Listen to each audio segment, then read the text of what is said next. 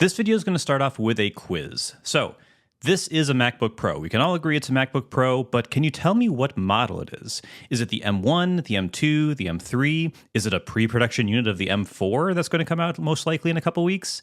I'll even open up the lid and you can see the screen. Do you have any idea what MacBook Pro this is?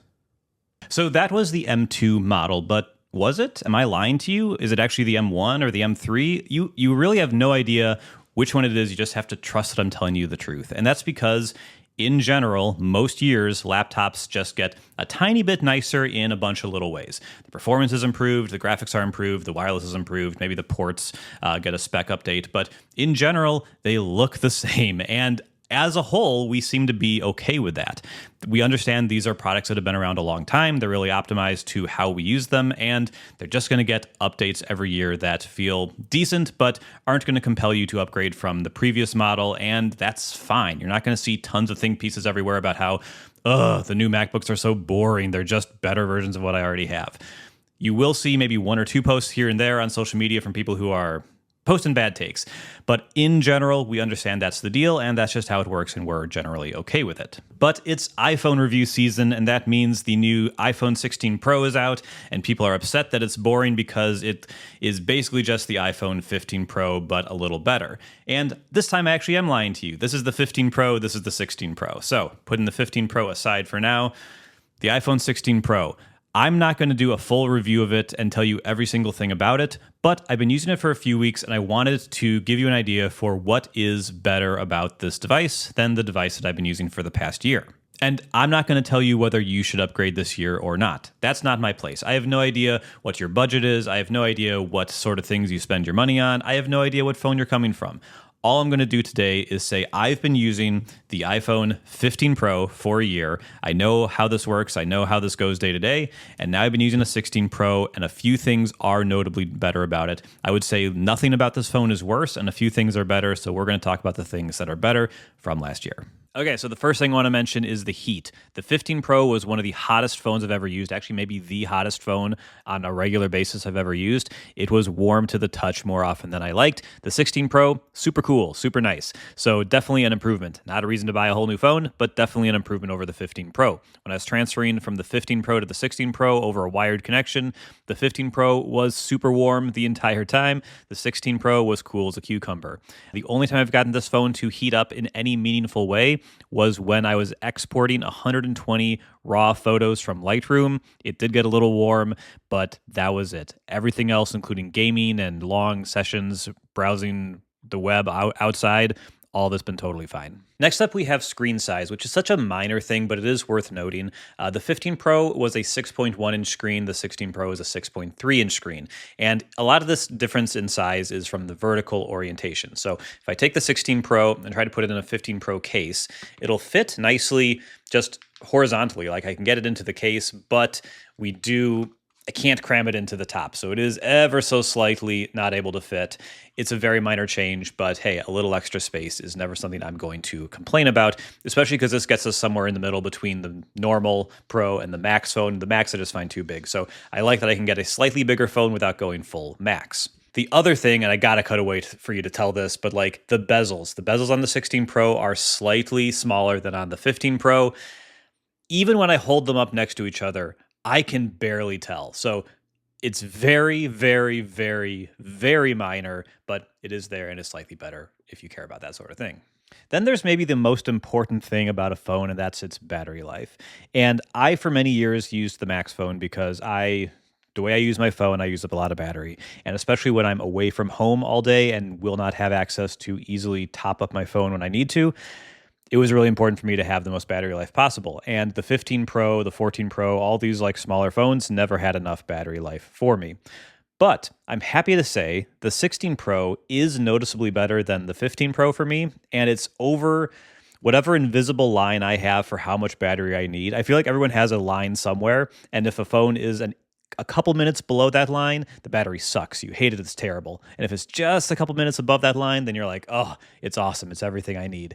And the 15 Pro was below that line for sure. The 16 Pro seems above that line. Is it as good as the 15 Pro Max was? I can't really tell, but it's close enough that I'm no longer having the anxiety that I used to have with the 15 Pro's battery. So that's a big improvement. Of course, massive disclaimer, your mileage may vary with battery life. We're going to shoot this segment on the iPhone itself. This is the 16 Pro using the main lens, 4K 30 FPS.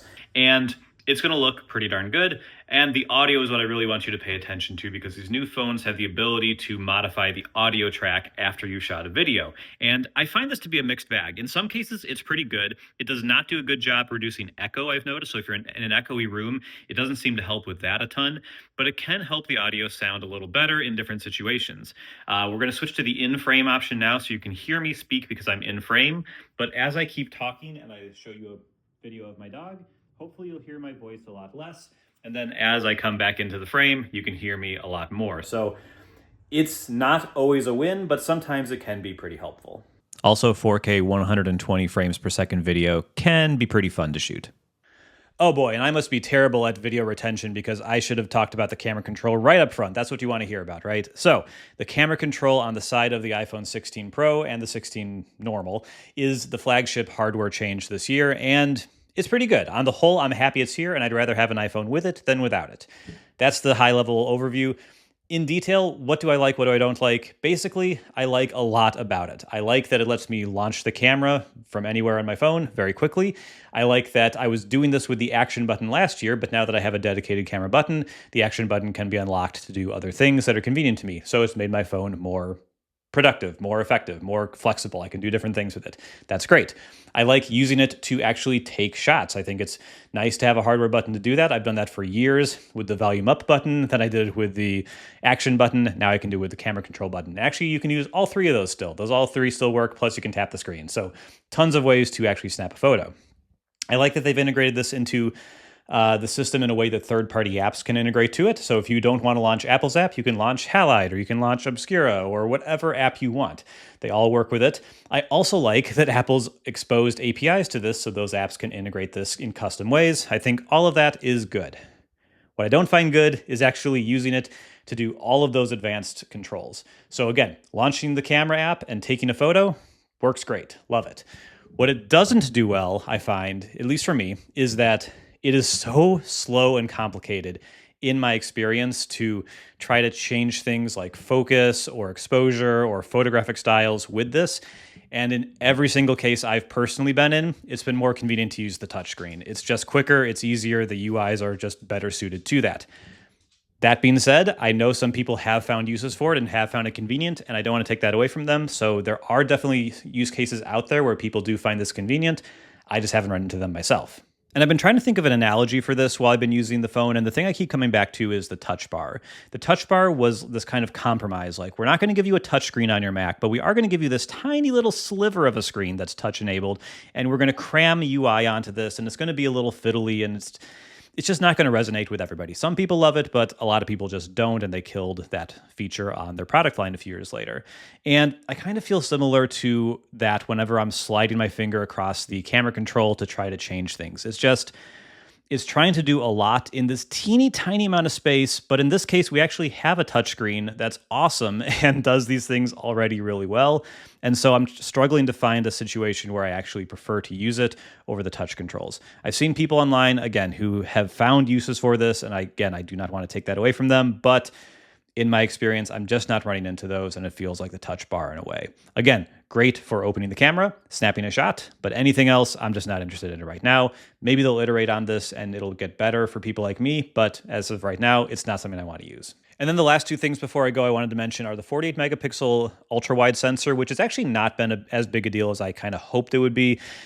It's fine. It might be a little better than the previous one, but in the normal 12 megapixel images you get out of the camera, I'm not really noticing any significant improvement. So I looked at some photos more closely after doing this part of the video, and actually you can see a decent improvement. You really have to look for it. It's not incredibly obvious, but it is there, and I should have given it more credit when I was recording this part of the video.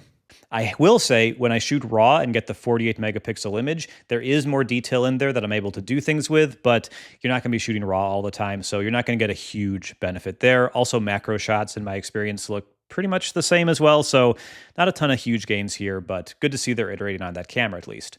What I do find really awesome are photographic styles, and photographic styles are excellent. So they've had these styles kind of in the iPhone camera since I think the iPhone 13, so it's been a number of years now.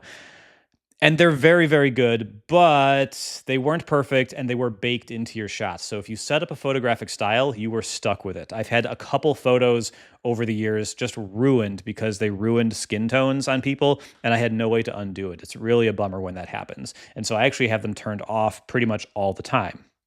But with the new way they're doing it, these photographic styles are non-destructive, and that's really awesome. So you can have a style set up. I have a custom photographic style set up that kind of increases the contrast a little bit, lets those shadows dip, which is pretty much what everybody's telling you should do. And I agree. I do think there's a reason why a lot of people want those more contrasty photos. It's because they look better. But you do not lose any sensor data when doing this. So you take the shot, you're just using the normal file format, you're not shooting in RAW, and you're able to get your photographic style. It's applied automatically, but you can undo it or you can change it after the fact. And that is really, really awesome. That's not how they worked before, and that's a big difference. So I've been able to set a photographic style that's useful and correct 95% of the time, but in the 5% of shots where it wasn't quite right, or it didn't quite do the right thing, or maybe lost some detail in the shadows that I want to get back, it's still available to me, which is really great, and I'm really happy that's there. So it's kind of silly to buy a whole new phone for that, but it is definitely an improvement, and as more phones in the future presumably will always have this, more people will get this, and I think it's a really great thing to have. So that's photographic styles. That's the iPhone 16 Pro. This was not a traditional review. It was a very off-the-cuff review where I just walked around with a tripod in my house, and yeah, hopefully this was helpful to kind of understand what's better about this phone than the last one. Is it the one you should buy? I don't know. I don't have an opinion on that. You go ahead and figure out what's right for you, but hopefully this gave you an idea for some of the things that I have personally noticed are different about the phone, are better about the phone, and then you can make the decision for yourself. So thank you so much for watching. Bye-bye.